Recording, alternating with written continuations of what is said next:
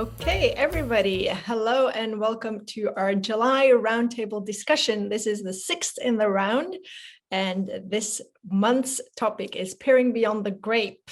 My name is Leora Levy, and I work for ASI as a member experience manager, and I'm based in Norway, and I have some great guests with me here today.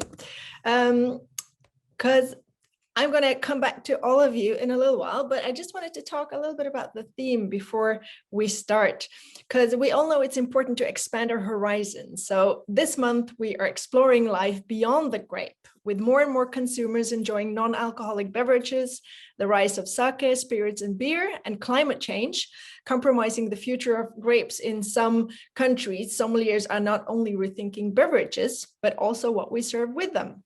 So we put on our walking shoes and asked sommeliers all around the globe how they are incorporating alternative beverages in their classic pairings.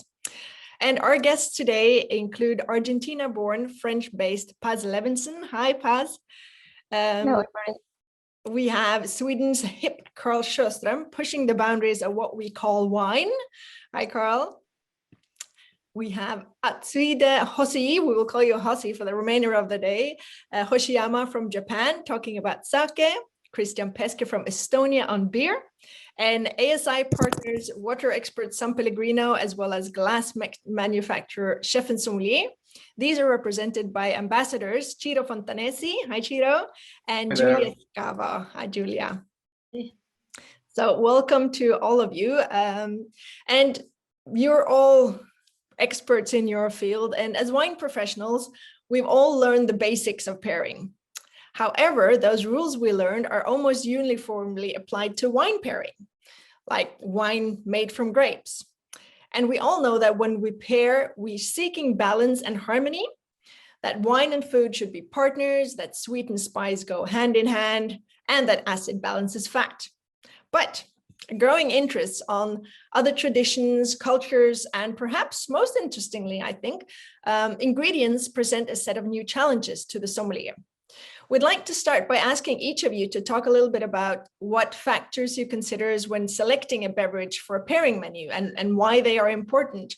Paz, obviously, you are a wizard with pairing all kinds of beverages with food through your work, but when it comes to wine, for example, what are the factors that you consider when you're pairing them? Yes, so well, it's a complex question, but yes, as you were mentioned, I will talk about wine. But it's true when we do alcohol and non-alcoholic pairings in the restaurants, and we have to think a lot of factors, very important factors about which restaurant, but also the food, the number of courses, what we're going to serve before and what we're going to serve after. And also what we like to do is, put different frequencies, different kind of instruments in the pairing menu. So that's why when it's about wine, we look for diversity.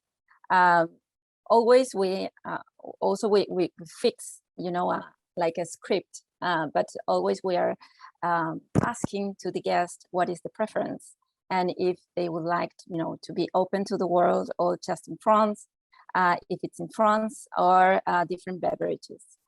So that are the basic questions. But then when it's about wine or any product that we serve, we need to be very aware that we are highlighting the product, and that everybody in the restaurant will take pictures to this wine. So we don't think about like pairing with the regular glass of wine of the restaurant, or if we have, I don't know, a lot of stock of wine, so we're going to put in the menu. It's not this way. For us, it's very, very important, because we are aware that many people will see this product, so we have to be very confident. We have to love this product as all the products in what that we serve, but especially if we are pairing we are talking about the wine, we're talking about the combination. We have to be very aware about the price point, but also what is behind the wine, the taste, the color of the wine, the country where it comes. Everything is so important. And as I said, it is about changing the themes and changing also the textures in the menu. So if I'm pairing all that is very rare, all a wine pairing all with wine, that is rare. But if I have to do that, I will try to get as much of diversity as possible. But for the sommeliers, it's very important to think about what we're going to pair, how we're going to present it, which words we're going to use, and also think that we do an impact to the client. The client is there, is going to taste it, is going to taste the combination. It will take pictures. This wine will be in the menu as well when they leave.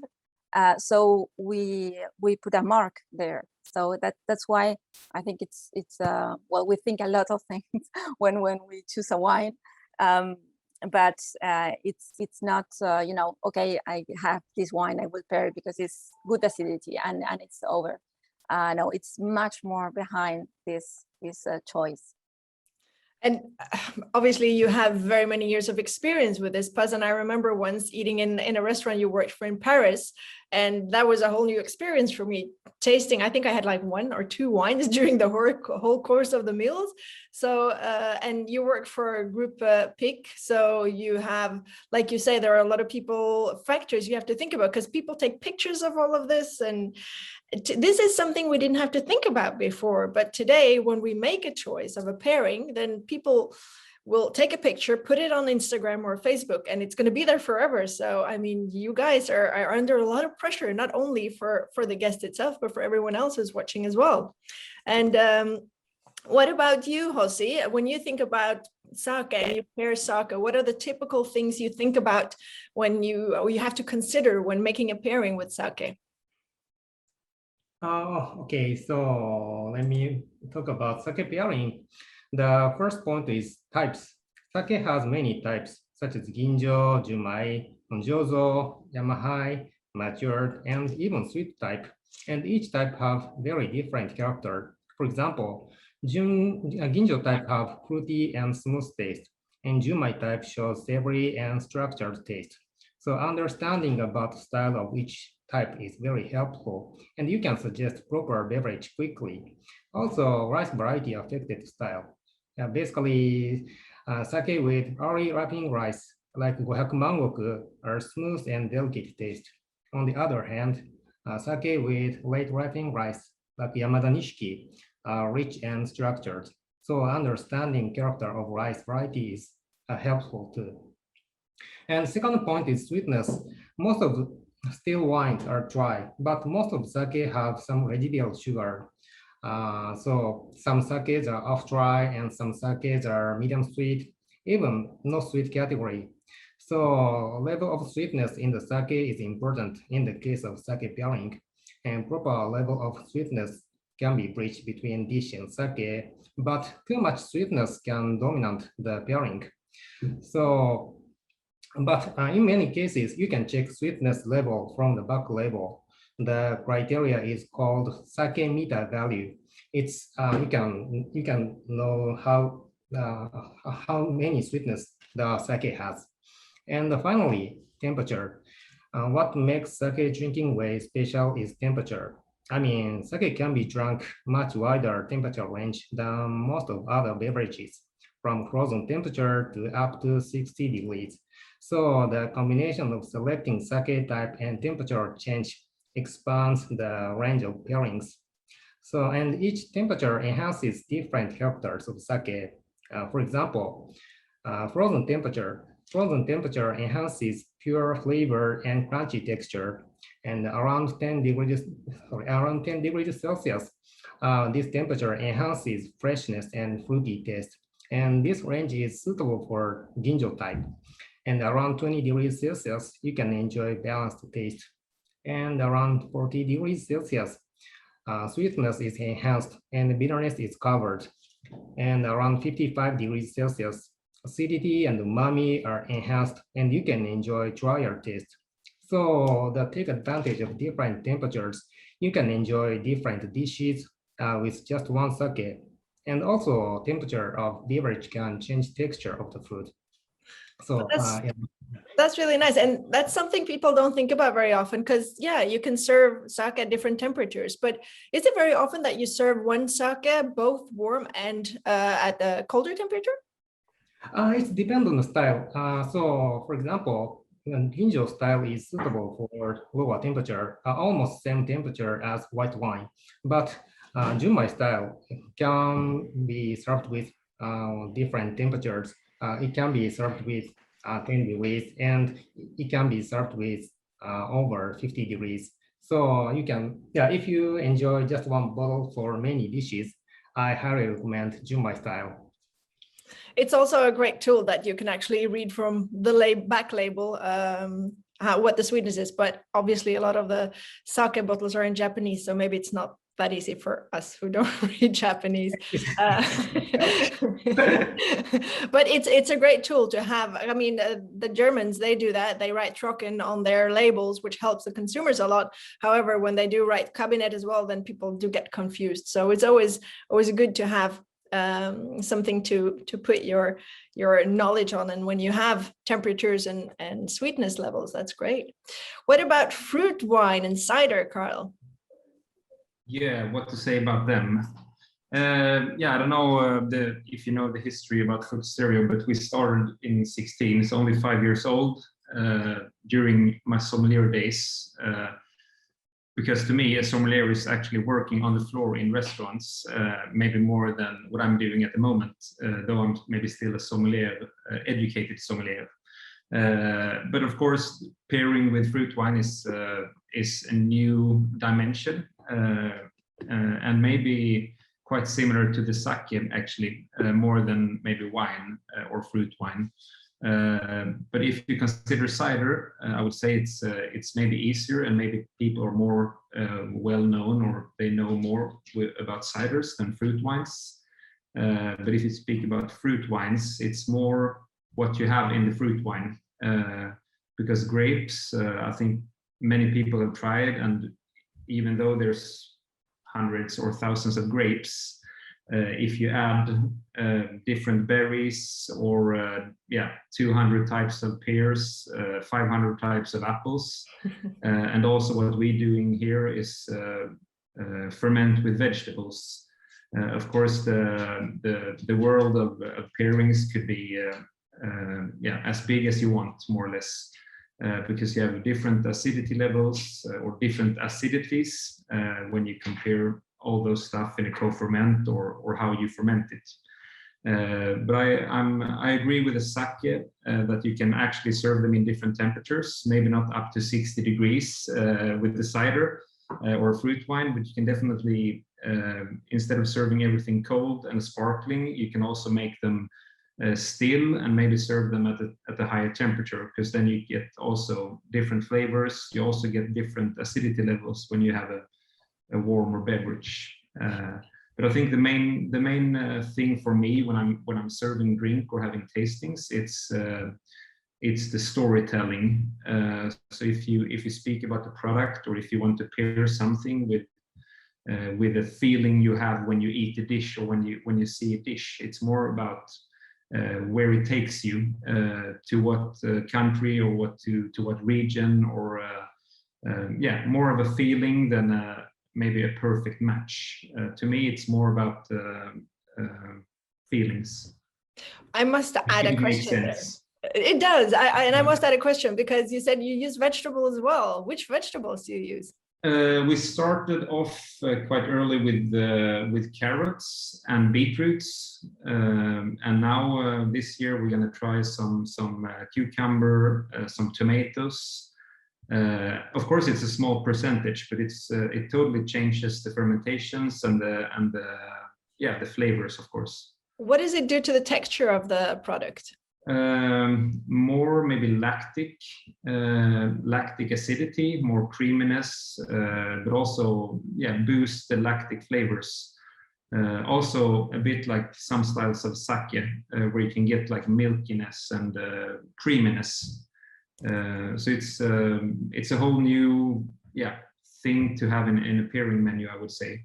And also when I did pairings before, I actually were looking for stuff like that, not only pairing wines or maybe some ciders, but also to get other textures or other dimensions to break the line of drinks, especially with long menus like 12 or 15 courses. You need to break the tempo or break the mood where people are. You should get them experienced in different.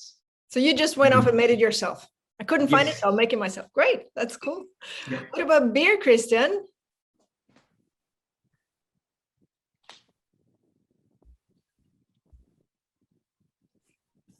Christian, can you hear me? Sorry. Yeah. Hi. Yeah, hi. Enjoying the So, nice weather in Tallinn. yeah, absolutely. What I think about beer pairing actually is, first of all, it's a great fun, and it has this great opportunity of unexpectedness, which we see a lot with our guest base. Our restaurant is more casual, so we don't have set menus, but it's about having whatever is being ordered and then doing our best with matches. And we've been doing both the craft beer matches and wine pairings for pretty much 8 years now. And I can say actually that the biggest fun happens when people have the possibility to have both options on the table, sometimes as a fun aspect, to have wine and beer. And what we see then is that, people really get divided into two, and usually it's a heavy conversation on the table, which one is better.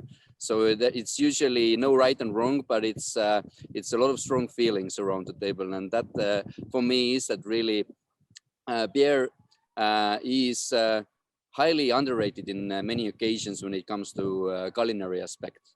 If we actually consider beer as a for the pairing, I would say it is really successful as wine.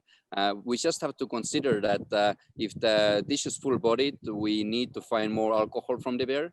Sometimes the hoppiness on the beer obviously can be a challenge, and we need some fruitiness to balance the hoppiness in the food, and obviously those highly bitter IPAs can be more challenging for the food. But for example, one of the most successful food pairings in our restaurant is our own brewed IPA, which we pair with creme brulee. So beer really gives you those unexpected possibilities in terms of pairings.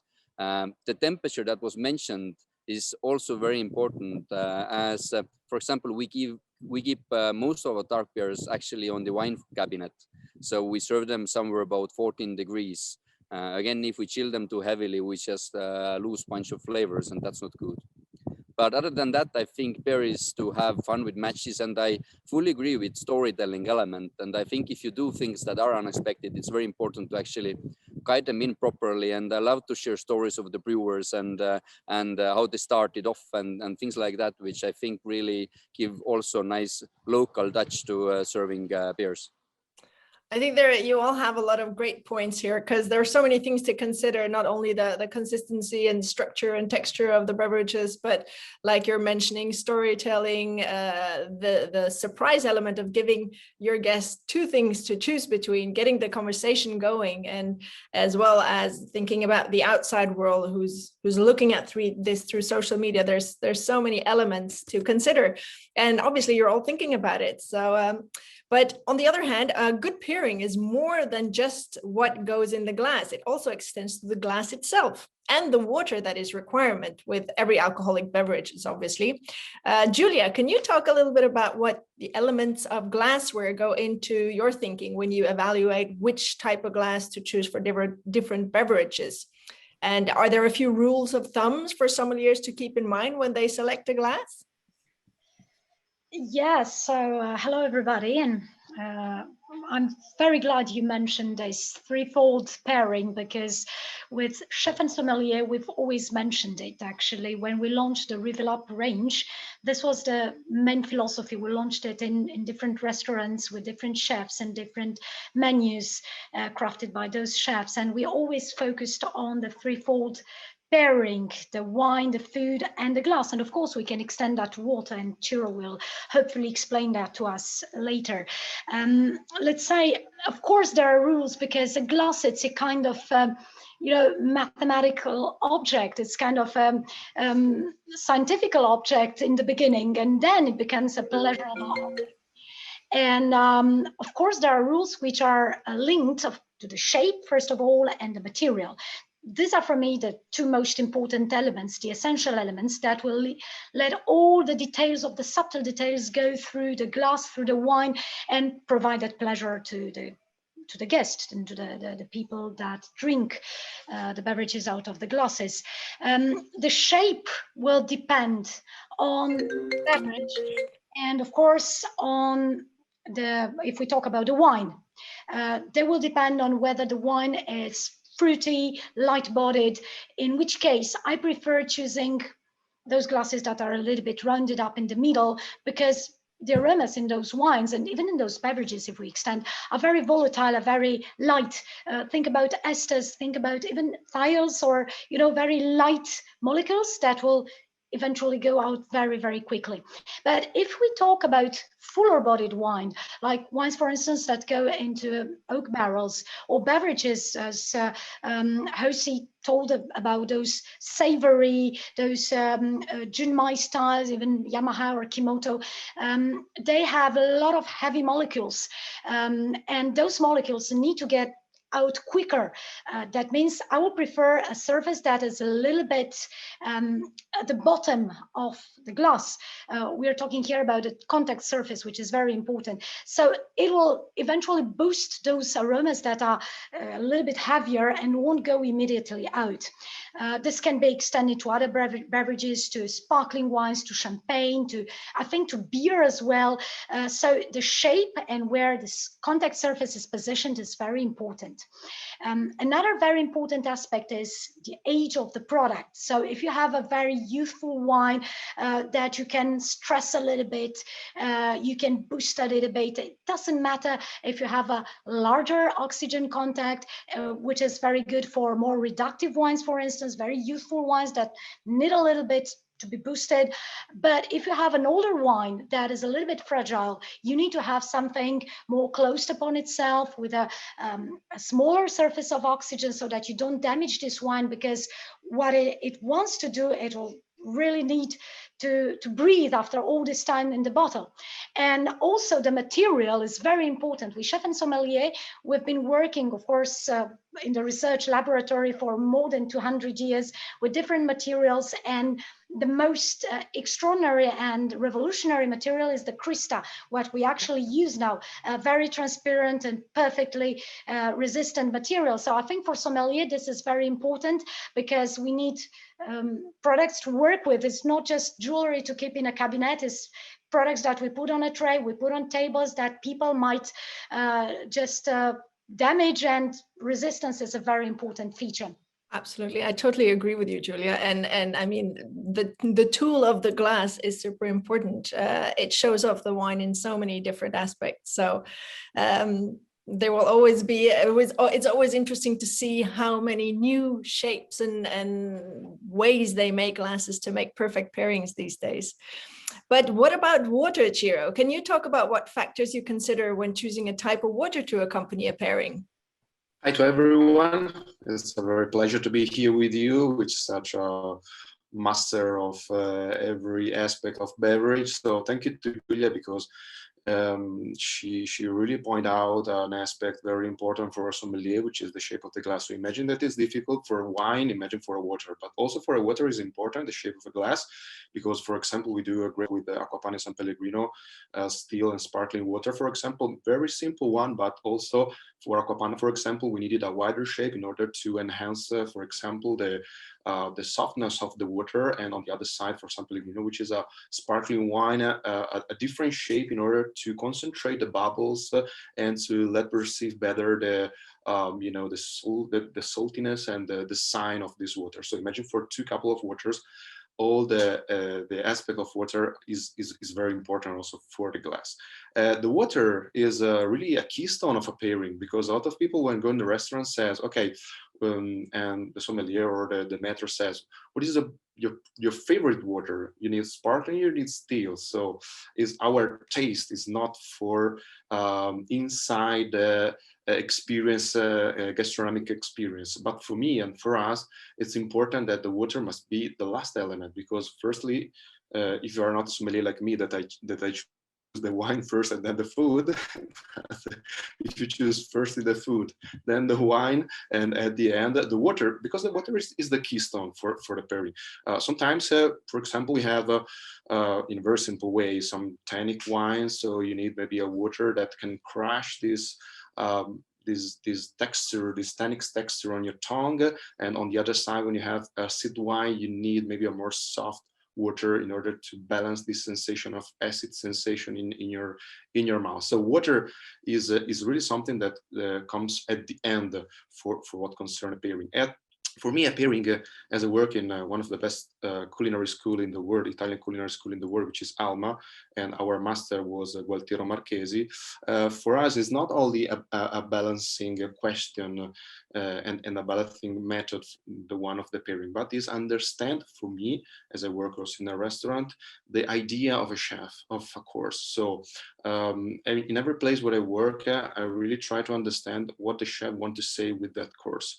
You want to push in a way of acid way, in a bitter way, in a sweet way, and why I have to balance this sensation. I want to enhance and to push this sensation, this idea of a chef, because Gualtiero Marchesi, the first time when I go to him and I say, I'm a sommelier. What? Sommelier? I don't need wine with my course, because my course and my dish are well balanced, and the wine must become at the end. So this is very exaggerated if you think about, but let me think about that. You have to understand the course, you have to understand the chef and the idea of a menu, and in a menu you have also to give a rhythm to the pairing, to get contrast, to go in a put some wine, then some beer, then some water, then some fermented drink. So the alternance of these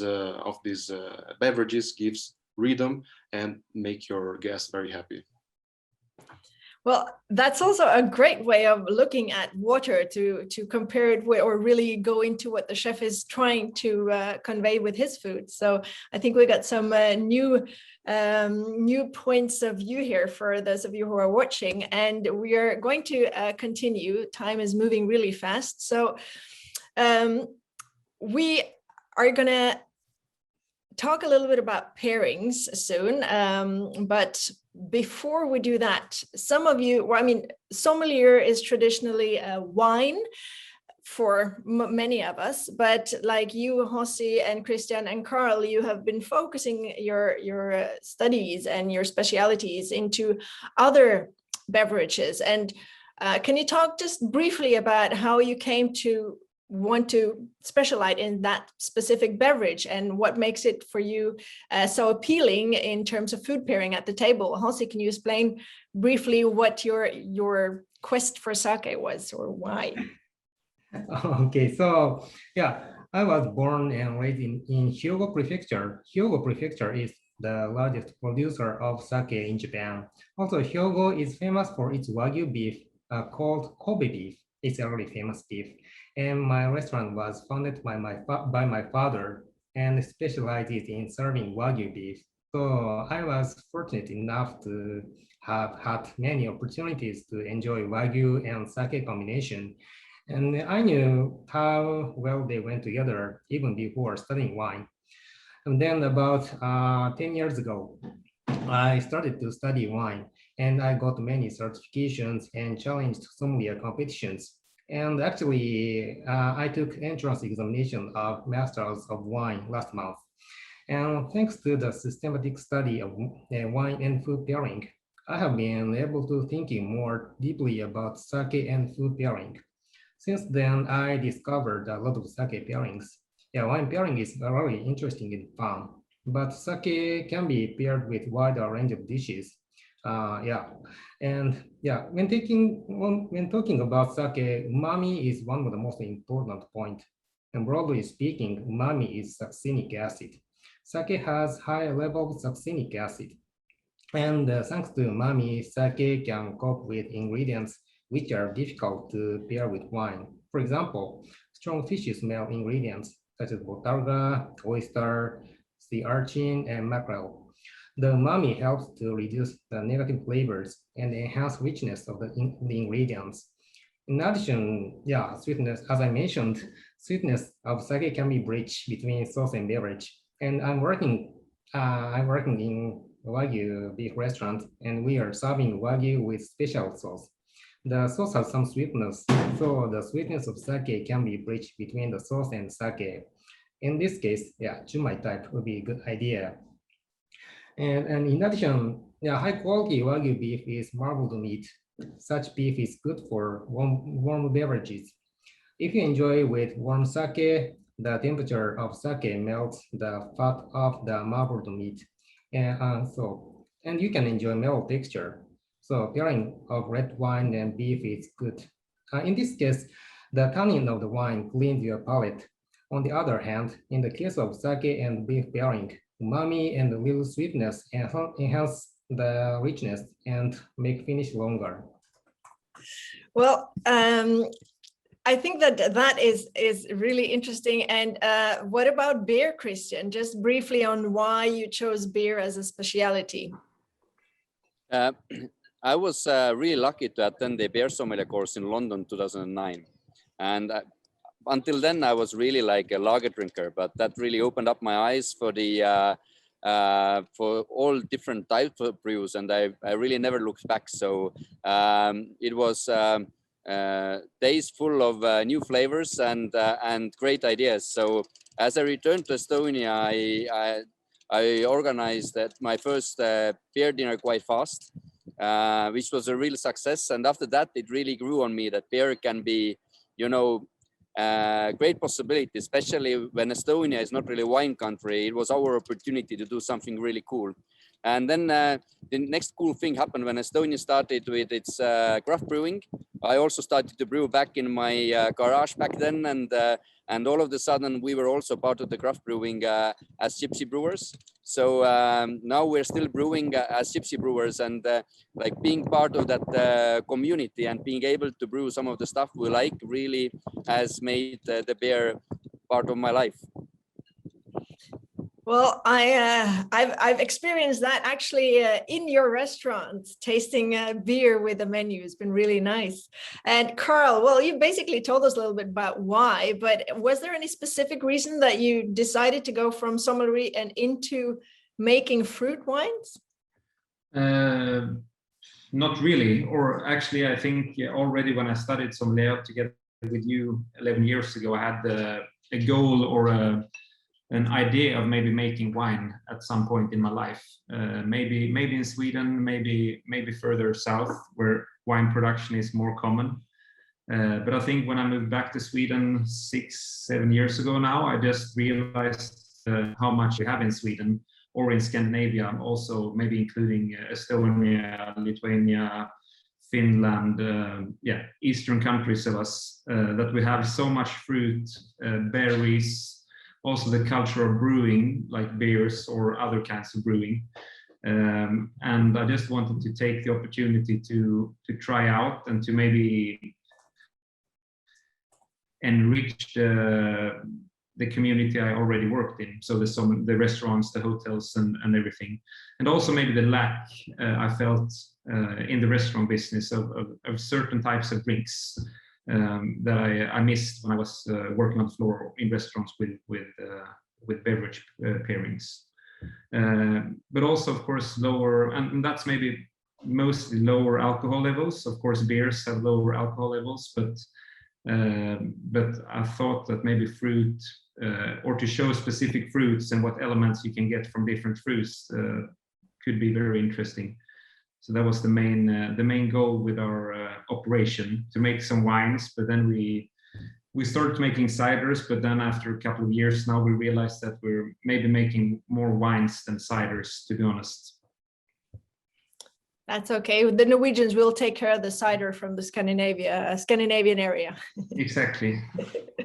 But Julia, do you have like one specific glass that you would use for each of the beverages? Like, do you have a sake glass? Do you have a beer glass? Do you have a glass that could go with fruit wine? The last one is probably quite tricky. Yeah, we will talk about this. And you know, my interest about glasses, as you asked Yaras about the interest in other beverages, came from my engineering background and mathematical background. So I always have this vision of you know, mathematically pairing every glass with a beverage and with a moment where you choose it. What is also interesting with chef and sommelier is that we have quite universal glasses. So when you said you have something for the other fermented beverages, well, we always have something, because a lot of glasses are meant to be universal. Even if we have different details, we can change some details from a glass to another. So for instance, the most universal glass I would choose from the Chef and Sommelier collection is the Reveal Up, the 30 centiliter glass. So this is for me the one that pairs very well with a lot of sake, mentioning those that display the ginjo-ka aroma, so the Junmai Ginjo and Junmai Daiginjo styles. Because as Jose said, we serve those sake just like white wines in a white wine style, meaning temperature, meaning even the pairings and the moment when we enjoy those wines. So for the Junmai Daiginjo and the Ginjo style, and even for some Honjozo, because adding some alcohol in those polished Junmai, Ginjo or Daiginjo categories of Honjozo can boost those esters and can boost those aromas. So yeah, definitely this would be for these categories. While and for the beer, is that a specific glass? Yes, for the beer, we have the beer premium collection, which we developed. So for instance, as Kristin mentioned, some IPA. For the IPA, I use the 40 centiliter glass, but something new for the beer is that we shorten the stem of the glass, because for the beer it's more traditional to have, you know, something very stable and more bistro-like. So we will have the same 40 centiliter glass from the Reveal Up collection with a smaller stem. This will be for all the IPAs and all those beta beers and very aromatic.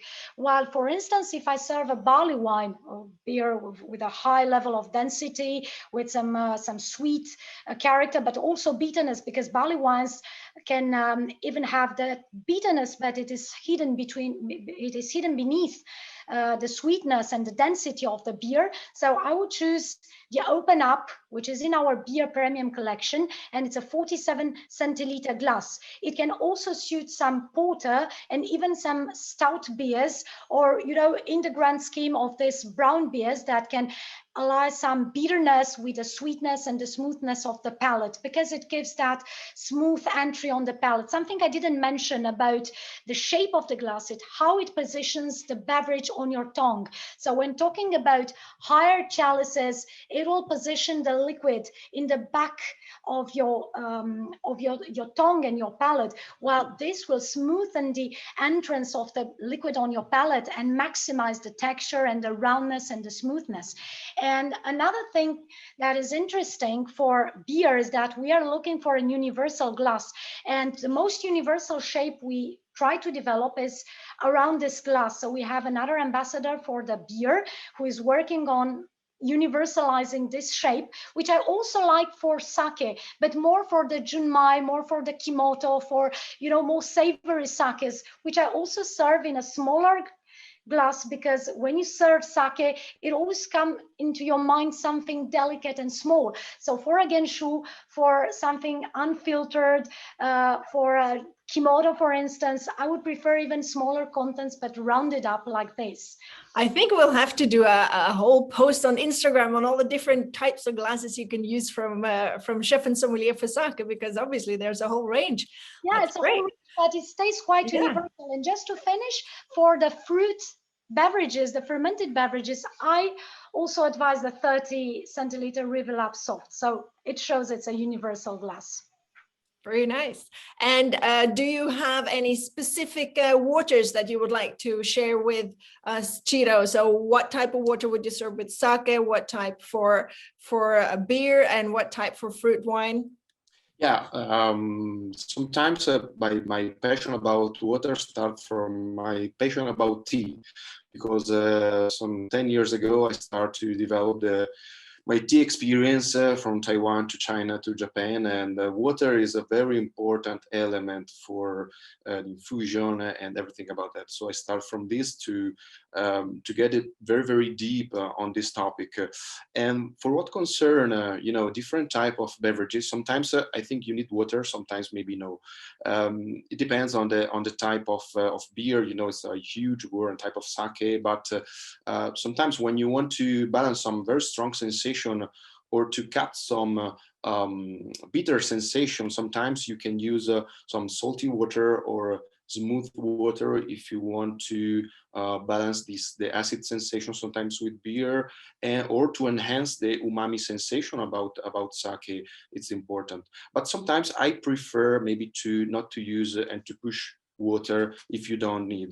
If the beverages is elegant, is something very quite light, for example also some fruity wine or some cider, I think I prefer to leave it themselves, but water could be also an element for doing and to let the people know where it comes from. So sometimes in my restaurant I serve water from the from the water that burns, maybe from a beer, from a sake. There's in Japan a water culture very huge about water, and some very important water just born to do the best sake, and for the beer too. So sometimes I pair this same water that need to produce that beverages, which is something different, something strange, but you let the people know about if you want to have to produce a beer from a heavy water or a light water, which is something new. Thank you, Chiro. Carl. I just have a question concerning the water. Do you think different water temperatures could enhance the flavors in beverages or food? Or of course they do, but what do you think water temperature, or what can you do with water temperature? Well, thank you, Carl, because it's an important question. A lot of people maybe don't care about water temperature. They put in ice and they just leave it there. Water temperature is very important. Sometimes still water or sparkling water need a temperature between the still one, maybe between 7, 8, 9 degrees Celsius, and sparkling wine also 10, 12 degrees Celsius, in order to enhance this flavor and not to get the to boost this strong frozen acid sensation from the low temperature. I think that is really important. Sometimes also we are also a kombucha producer using specific water, and we take care about temperature, about serving kombucha and water itself. Sometimes we play when we serve like a kombucha in a higher temperature, we want to push our water in a lower temperature in order to enhance the acidity and the fresh sensation. On the other hand, when we want to push a kombucha with the lower temperature, maybe we need a water in a higher temperature in order to balance, and maybe with a sparkling sensation that can give you a balancing sensation in your mouth. So it's a very huge topic, but it's difficult for somebody else, also for the wine. A lot of time we go in the restaurant and a lot of people just leave maybe the red wine on the table, and the temperature of a room are around maybe 22, 23, 24 degrees Celsius. And you don't, and if you think that maybe a red wine can be served around 16, 17 degrees Celsius at the end of, and then the middle, and then the end of the bottle, your wine in a glass could be more than 20 degrees Celsius. So it's very, very difficult, but it's a huge topic. I think if the people just seen us, it's important to do that and to keep care about glasses, about temperature, and about the perfect serve, because the perfect serve can give a different flavor too. I totally agree, That's and crazy. it's a great question. Sorry, yes. I just asked because it started as a joke when I worked as a sommelier, that if you have champagne or a sparkling wine in the beginning of the dinner, you should not definitely not have a sparkling water, because that means total bubble shock. So that's why I always start the dinner with a still water and champagne or a sparkling wine, and then you maybe change the water if you don't like the still water, and then you keep on drinking sparkling water if you have still wine. But if you have a sparkling wine in between the still wines, you need to change the water as well. So that gives a lot of work for the sommelier, I guess. It's a lot of things to consider in that round, actually. Time is running away from us. We have some things to go through still, and I think I just have to shorten it down a little bit. So I'll ask a few questions, and I'll just point out who should give me a quick answer to this, because we have a fun thing to do at the end. We're doing a food pairing, but speed pairing this time around. So we'd like to get to that, but I'd love to have some answer for you also before that, because beyond expanding our horizons as sommeliers, it's crucial to consider the horizons of our guests too. And on the one hand, no one likes to be told what to drink, but on the other hand, our guests might not be as familiar and comfortable with the wide range of beverage that we have and that we are, because we're tasting all this all the time. So what is one way that you have found to successfully introduced your guest a pairing beyond the grape, Paz? Well, in the very interesting the discussion about everybody, and we consider a lot the temperatures, the glasses. So it's really complex to answer very fast. But it's true that we do a lot of questions to the guests. We want to make sure that the guest is happy. That is our main objective. We want to share a lot of products, different products, and beyond grape. But we have to be careful that everybody's going to enjoy as much as we enjoy. First, we taste a lot all the pairings with the chef, with Anne-Sophie, with the sommeliers, with the team, and we make sure that it's an excellent experience. We don't want something, yes, good, but enough good. We want something excellent that everybody can remember. So what we do these questions, we present it in the best way, like like, are you open to taste different sakes, different beers, different beverages? Because we don't only choose alcohol and non-alcoholic, and not even alcoholic and non-alcoholic. We also have blends, pairings that has alcohol and non-alcohol, because it's all about beverage and the best combination that we can find. So I think that it's a delicate topic. We have to present it. We have to ask the guest. We have to serve also some surprises, but our job is to come back to the table and make sure that everybody is happy, that they like the combination, that they are enjoying the beverage. So I think that is the best, being very sensible, going back to the table. If the guests don't appreciate as much, is not any problem. We go with search another option, and we have to feel very comfortable the client, and feel free to say, I don't like, I like. And sometimes we do two very different beverages at the same time, so they can explore the different pairings, and they can move from, I don't know, a tea to a sherry, and they can choose what they like most. What is the most unusual pairing you've ever served? Well, I try to make a list, because there are quite a lot, but we only it's have true one. that just one, but it's we have a lot about wine, but it's true that I was hearing Christian, and it's true that the beer world, and I really like. And in 2016 we served.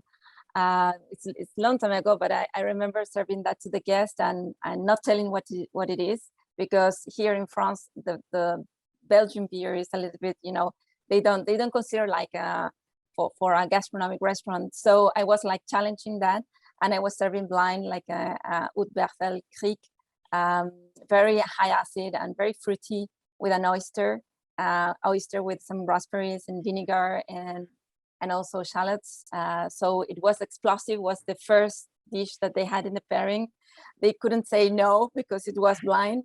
And then I go back to the table to see if they like it. And they were, everybody was like, wow, what is this? And when I tell that it's beer, okay, wow, they change what they think about beer. And it was from Belgium. And was from Belgium. That is the difficult. That sounds like a really exciting combination. What about you, Jose? What's the most unusual pairing you've served? Okay, so let's see. Yeah. It was I was a guest sommelier of dinner party in Chinese restaurants, and at that time I selected nigori sake for mapo tofu.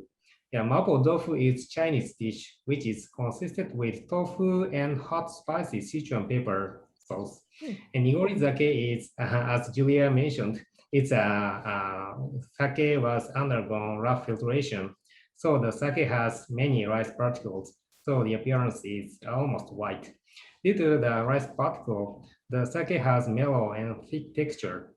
And hot sensation of Sichuan pepper sauce is softened by malic acid and thick texture of sake. And also umami makes the sauce rich. In addition, the texture of tofu is similar with texture of nigori sake. So, and at that time, I served the sake with around 5 degrees. Low temperature also soften hot sensation of Sichuan pepper. So yeah, and yeah, Did they like it?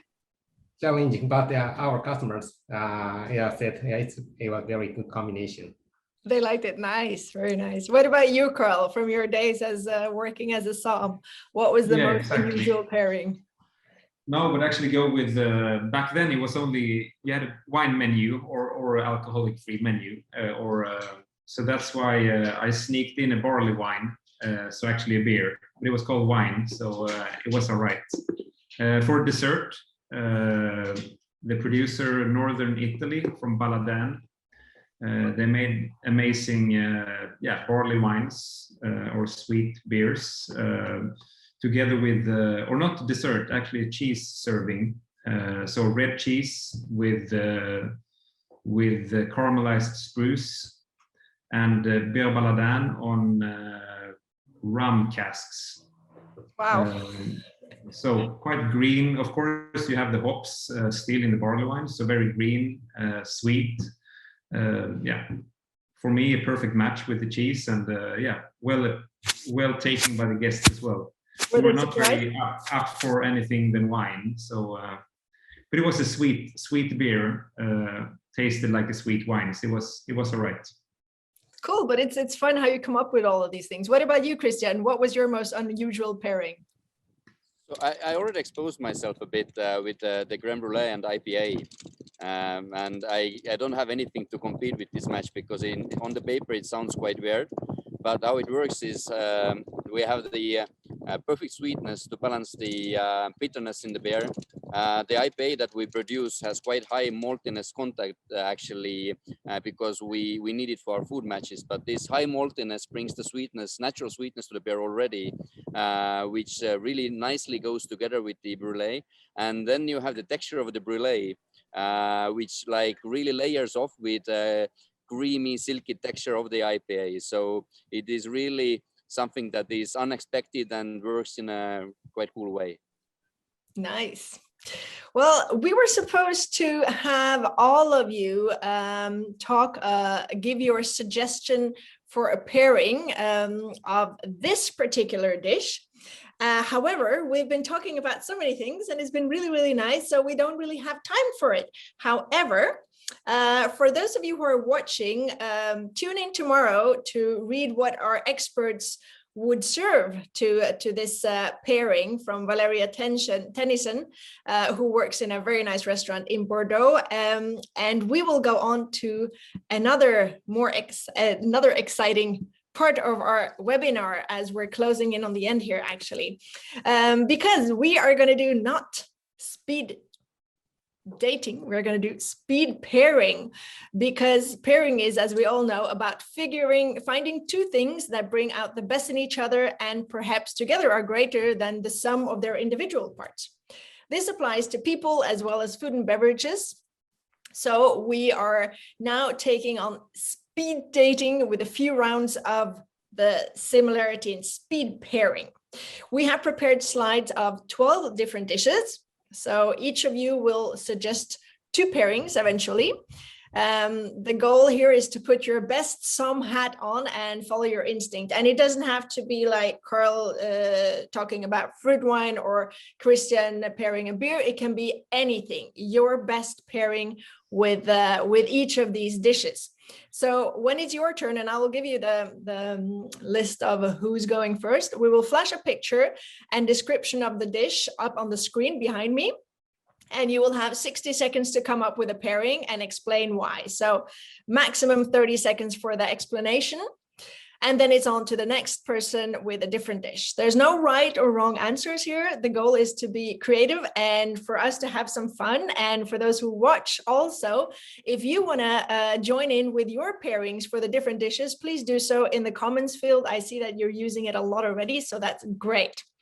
So the order of the panelists will be Paz, Christian, Carl, Julia, Jose, and Chiro. We will have 2 rounds, and I will call your name also when it's your turn. So are we ready to go? I will take the time, 60 seconds. Paz, you are up first. Are you ready? Yeah, ready. Okay, first dish up is the bouillabaisse. Okay, I should need to go on this side. Okay. You can all see it? 60 Yeah. seconds from now, and the dish contains the, you can read it. I love this kind of dishes, and what I serve. I'm a sherry fan, so the Fino Sherry Tradition that is average 12 years of age. I love how it's the interaction with the saffron and also the all the seafood, the length on the palate. I think it's amazing product to this kind of dishes because it's a very complex one. And well, Bodegas Tradición, it's not a current Fino, it's a very aged Fino. So I think that will be great. And also the ones that don't drink alcohol, I will suggest Biloshun, a tea, a Chinese tea that is a little bit smoky and with iodine aromas. So I will serve this tea with pleasure. That is from the north of Shanghai, in the coastal as well. Very nice. You managed to get in 2 there, actually, both an alcoholic and a non-alcoholic beverage in those 60 seconds. So that is really perfect. Sherry and tea. Very nice. So Christian, you are up. Are you ready? Ready. Okay, so this is your dish, carpe, let's say, Maclay curry chicken. So it's chicken, thighs, tomatoes, ginger, turmeric, cumin, coriander, and cilantro. Coriander, cilantro, I think it's the same, or at least close. So, yep. A beautiful dish. I mean, it's first of all about spice, then it's about sweetness, it's about umami, it's packed of flavors, and it's about this nice crunchy texture of the chicken as well. So I would go with 2 options. My personal favorite would be actually to go for a really traditional IPA. And if we take an IPA, then we have the hops to balance the sweetness. We have a bit of the maltiness of the beer, again, to play with the sweet character of the dish. We have this herbaceous note also from the dry hoppiness, which will work beautifully with coriander on the top. And then we have this creaminess of the beer that balances really nicely the texture, the crunchy texture of the skin. But the alternative here would be obviously really nice, juicy cabinet style of a Riesling from Mosel Valley, where we have the sweetness, balancing the sweetness, acidity cutting through the fattiness of the dish, and basically umaminess will be again balanced with this beautiful fruit, but the mineralic saltiness will take this dish together. Well, great done. 2 dishes there as well. So nobody has to feel that they have to do 2 dishes. If you have time, then please feel free to do so. Let's see. Oh, stop the video there. That's not my intention. So who's up next? Up next is Carl. Are you ready? Ready. Here is your dish. So it's the Peruvian ceviche. With whitefish, lime juice, clam juice, chilies, cilantro, corn, red onion, and sweet potato. Go. I mean, I don't have to take a cider or a fruit wine, but I have to. Actually, for this kind of dish, I love especially the fresher style of ciders or apple fruit wine. So not too heavy tannins and not too much sweetness, but the fresher, drier style.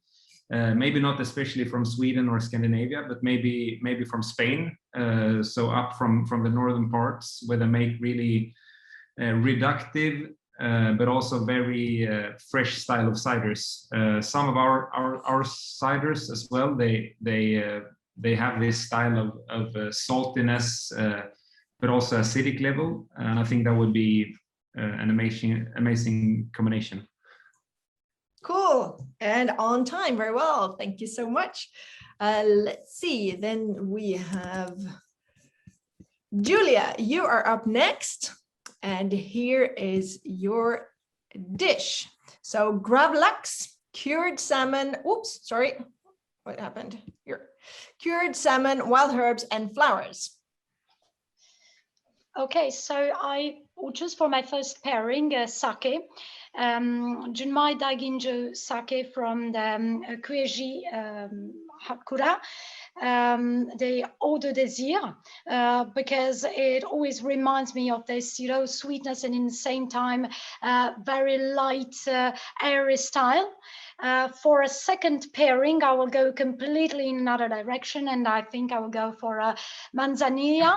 And in manzanilla, I would prefer a more pasada style from Hidalgo, Pastrana, because it still is a manzanilla with saltiness, with that delicacy, but also has something more heavier, more oxidative coming from, losing the floor, and something heavier to stay on the palate.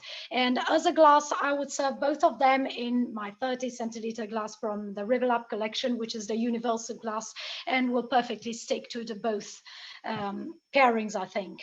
Perfect, and well on time also. Thank you, Julia. Okay, we have Hossi up next. So Hossi, are you ready for your dish? Yes. Okay, you will have the lobster roll. So Nova Scotia lobster, celery, mayonnaise, dill, lemon juice, buttered hot dog bun. So okay, it's a really difficult task. So in this case, I'll choose. Okay, it's Junmai sake, and it's a Kimoto method, because the Junmai sake has a lot of umami, so it's good for the umami of lobster. And yeah, and I think the vegetable adds some freshness. Celery, yeah. And the Junmai sake shows that spicy and cereal-like flavors. The spicy and cereal flavor good for the baked bread. So, and in this case, I'll serve the Junmai Kimoto method sake around 20 degrees because you can enjoy more balanced taste. So, and yes, so yeah. Oh, one pairing is fine. Fine pairing is fine. Perfect. Thank you. So, Chiro, are you ready? Sure, yeah. Okay. This is your dish. It's the octopus stew. So octopus, red wine, tomato paste, cumin, parsley, red pepper paste, and water. Well, very interesting. Sure. So I think I will go maybe with the water for the fact that you have to remind me these seaside sensation, you have red wine, you have spicy notes of pepper. So I will go for Vichy Catalan, which is a water very full-bodied with salty sensation with bubbleness also. And I need also this movement in the mouth. So for a water, I think I will go in here. And maybe something different for what concern maybe one of my other passion, that could be a kombucha with chestnut flower, because we did a production last week with chestnut flower with kombucha, so some sparkliness, some floweriness, and I will add something like this with this dish. Cool, very nice, kombucha. If we have time at the end, I don't think we do, but I do have a question. Someone had a very nice question that they sent in. So we are on to the next round. Paz, are you ready? Yes. Yes. So we'll go from here. And this is a dessert. So the pavlova, egg whites, sugar, vanilla, strawberries, blueberries, and red currants. Yeah. I love this kind of well, very fruity, and the texture very soft. What I love to serve with this is bougie cerdon. Bougie cerdon is it's like a method ancestral sparkling with a lovely acidity, a little bit sweet. It has normally 7% of alcohol. It's made of gamay and other red grapes from the region in Savoie, and it's a so special style of sparkling. And when I made pairings with Bougie Cerdon, the people love it, absolutely love it. It's like a mixture of aromas like carbonic maceration, and very very fresh, very fruity, very strawberry. And if not, I would serve a cocktail for sure, a cocktail based also in breadfruits, but also we can do something with hibiscus, not alcoholic cocktail made with hibiscus that is so acidic, and you can balance with a nice syrup. So I would go for the two pairings. Time, very good. I love the first one you mentioned. That sounds delicious. I'll go for that one with my dessert. Thank you. Okay, new round, or next in round. So Christian, are you ready for your next? And this is your dish. So risotto milanese with cannoli rice, onion, white wine, saffron, vegetable stock, Parmigiano Reggiano. Go. Yeah, well, very traditional dish that for me would be very traditional actually way to go for it as well. I would take a very good cave. First of all, the dish by itself is creamy textured, a bit fatty, but at the same time nice saltiness. And then we cannot obviously forget about this beautiful saffron component in there. So I would speak about very traditional producer, like for example Ceretto. Nice crisp vintage 19. We would have the enough fruit in there to work really nicely with the vegetable stock and the sweetness of the Parmigiano Reggiano. At the same time, the high and really pure acidity cuts through the fattiness of the dish. And then we have the bitter note on the wine that really nicely works with the sweetness of the dish again.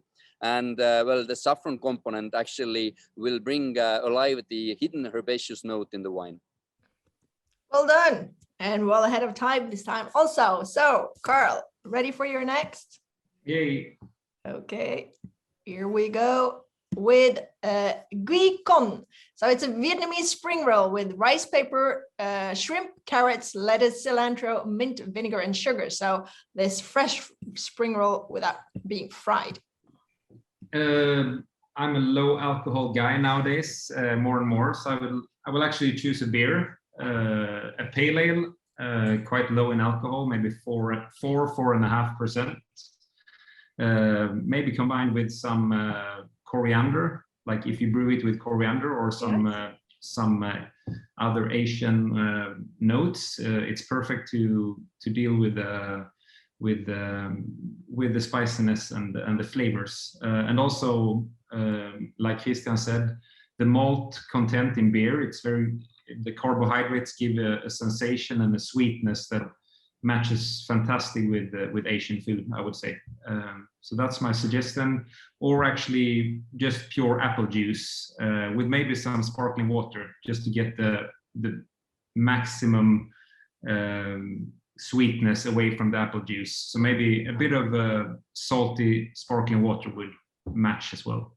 Okay, new record. You managed to do 3 beverages now in less than the time given. Very good. No, actually, I mixed the apple juice with the sparkling water, so only 2. Okay. Oh, you mix them together. Very nice. Yeah, why not? Okay, next in line we have Julia. Julia, here is your dish. So tacos al pastor, corn tortillas, marinated pork, adobo, I don't know what that is, corn, onions, grilled pineapple. Well, I will push the limits of a very, exotic pairing, because I will stay in France for this exotic dish. And moreover, next to my place, to Belay, and I would choose a rosé belay, which is made with exotic variety braquet, which is only in Belay. And I would go for the Clos Saint-Vincent, Le Clos, which is unoaked, because they also have an oaky version, a little bit more fuller bodied. And yes, because it has a kind of smooth, mellow texture that will really surround everything, all the sweet savors, all this, grilled onions that become very sweetish, the pineapple, which is very juicy and sweet. And yes, I would only stick to one pairing, and I would prefer to serve it in a 40 centiliter glass from the Riverlap collection, because it's, it leaves it more time to breathe in the glass. Very nice. My mouth is watering already. I'd like to eat something now. Jose, are you ready? Yes. Here is your second dish, and it is lamb tangine. So lamb shoulder, tomatoes, almonds, mince, and Moroccan spices. Traditional Moroccan dish.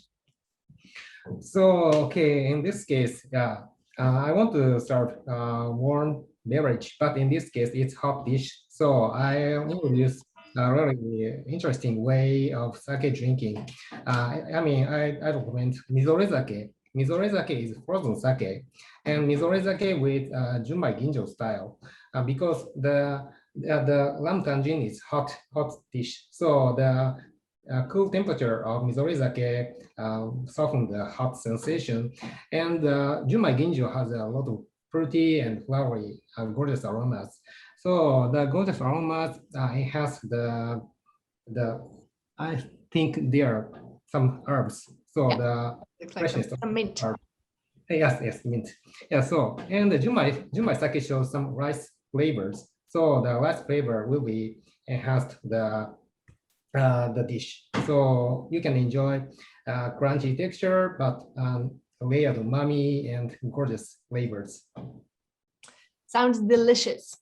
Tito, last one out, last dish. Salmon teriyaki, salmon, soy, mirin, and sake included in the dish. Ooh, wow. Very interesting. So for this, I think I can go for maybe. Well, a couple of things. So the first one, I will go maybe for an old metodo classico. So, for example, we had here in Italy the Giulio Ferrari, which is one of the best classic method that we have here in Italy. Maybe old, so I will choose for 93, which is the only vintage that no malolactic, so very straight acid and also with some creaminess that helps this umami taste.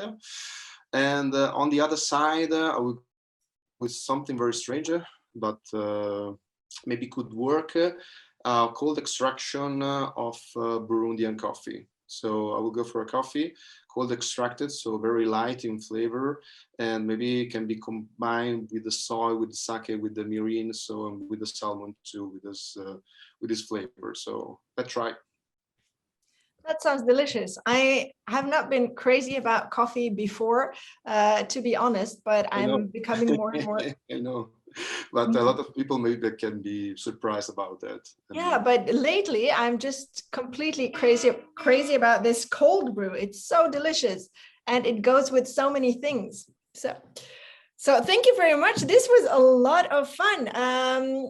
I'm thinking here that everyone who's watching, I'm sure that you also had suggestions. We will be downloading all the photos into the feed of the webinar. So please feel free to make your recommendations or your pairings there as well. We'd love to see it. And thank you so much to all of you for taking the time to join us and offer your experiences and insight. I think we lost Paz. If we did, I'm sure it's because she had to get back to work. Thank you so much, Paz, anyway. But let's see here if she's back. Hi, Paz, we lost you for a moment there, but if you need to go, you need to go. Be sure to keep an eye on our social media channels as we will be showing off a post tomorrow with the dish of Valeria Tennyson that we didn't have time to talk about today. Just make sure that you have a look throughout the month. There will be more different pairings online as well, where we ask for all of you who are watching your inputs on new favorites, old classics, and what exists beyond the grape, because there are so many other beverages we've learned today. We will be taking a short breather from the webinar schedule in August so that we can be back restocked with fresh energy and creative inspiration for our September series. So make sure to save the date September 13th at 3 p.m. CET. And at that time, we'll be exploring how to use social, digital, and other online platforms to the fullest. We have as partners and tech-savvy somms on how they're taking advantages of their computers and smartphones to market themselves in this new digital sphere. And we're thrilled to announce a few of our guests for next time. That's Amber Lebeau from Spit Bucket. She's a student of wine and a wine professional. And we will also, she created the platform Virtual Wine Events, which we market all these webinar on as well now. You might have heard of Hendrik Thoma, MS from Germany. And his Instagram is a familiar face to many of us, I believe. So please join us for next time, not next month, but September 13th at 3 p.m. CET. And we will also be featuring our partner, Anaïs Aigret from Wien Exposium. Thank you to all of you guys for taking the time to join us. We'd love to have you with us today. It was extremely much fun with the food speed pairing. And we'll be back in September. And for those of you who came in late and want to watch the whole thing, you can do so very soon on YouTube, as this whole webinar will be put on YouTube shortly. So thanks again, everyone. Have a great summer for those of you in the Northern Hemisphere, and hope the winter is not too bad in the Southern Hemisphere. And see you all next time.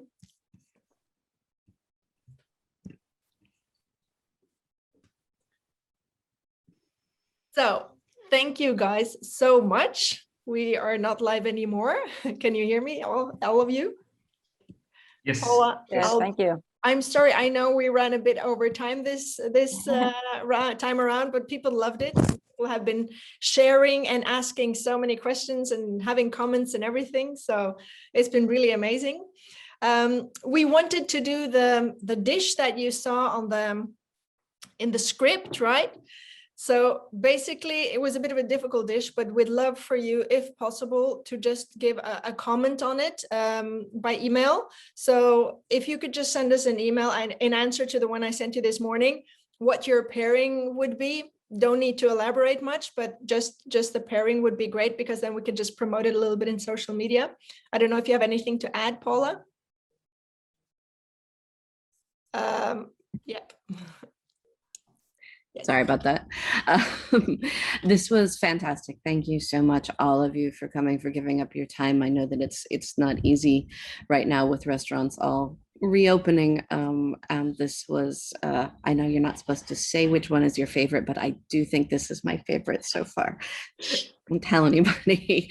No, really, the engagement between everybody, the opening up people's eyes to all the different all the different options, including the non-alcohol option. Paz was absolutely fantastic. A couple of you did that.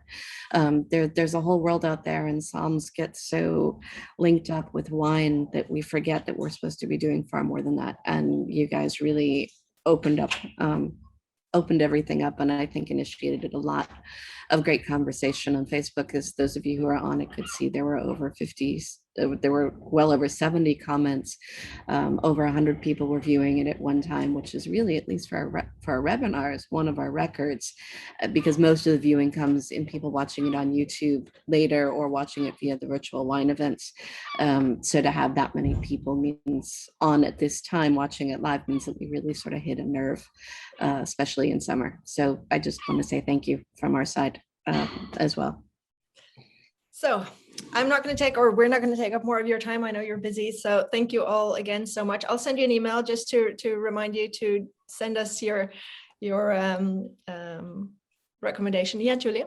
My question, did it work with my glasses? Yes, it did. We could see that. So that was great. Yeah. Because I think the photos were a little bit cut. Yeah, they were. We saw the. I'm sorry, but well, it suggested the shape of the glass I wanted to use, and of course there were some pairings where we don't have, or we're working on projects of glasses, but we don't have water for some. Well, now you have the opportunity. You have met Ciro now. You can you have each other's email addresses, so you can work some magic for Chef and Sommelier and San Pellegrino and make a new water glass. Yeah, and for everybody, if you have suggestions, as you're specialists in your each one's domain, yeah, you can forward us messages about the kind of shapes, kind of needs you have for your beverages. Fruit stereo Chef and Sommelier glass. For the fruits especially, because, well, I thought of the 30 centiliter glass, the Revel Up, because it's the most universal thing, and it's my taster. I go everywhere, even if I go in a luxury hotel and there is a tasting, I always take my Revel Up 30 centiliter because it's my taster, and I sometimes compare, and it's quite universal for everything, for sake, for port, for sherry, for a lot of beverages, and yeah, I would be very happy to once taste a fruit or a fermented beverage from another dimension. So Carl, I would really like to have your opinion about that and experience it myself too. Yeah. We have a distributor in southern France now. So I searched for that, but the time was too short. I called him. Yeah. And I think the time was a little bit short. I couldn't get him on the phone. I tried to search for further contact. I didn't have your contact directly, but I will try to get into contact with this person, and definitely. And otherwise, you have Carl's email now, so you can. Yeah, exactly. Yeah. Or just write me, and I will send you a package. Great. That would be fun. Thank you very much. It's great how we're networking, isn't it? Just a question. Do you only work with? You also do containers to drink from, not in glass. You also do ceramic glasses or ceramic cups, or yeah. Not for our beverage maybe, but for I know that some spirit producers, they work with or they like their beverage to be consumed from ceramic or porcelain cups or whatever. Yeah. Also sake is. We are developing upon that, but that's why we are not having yet the perfect Junmai glass, but we are working on it, and we are also thinking of ceramic, and also for coffee we are working on different. I'm sorry to interrupt, guys. I have a new meeting in 10 minutes, but I'm so sorry. Feel free to contact each other. You have each other's emails now, and I'm happy if we were able to give you all some new connections. Yeah, great. And hope to see all of you for real soon, and until then, let's drink some nice beverages. Yeah, grapes and others. Thank you very much. Okay, bye. Bye. Bye bye. Bye.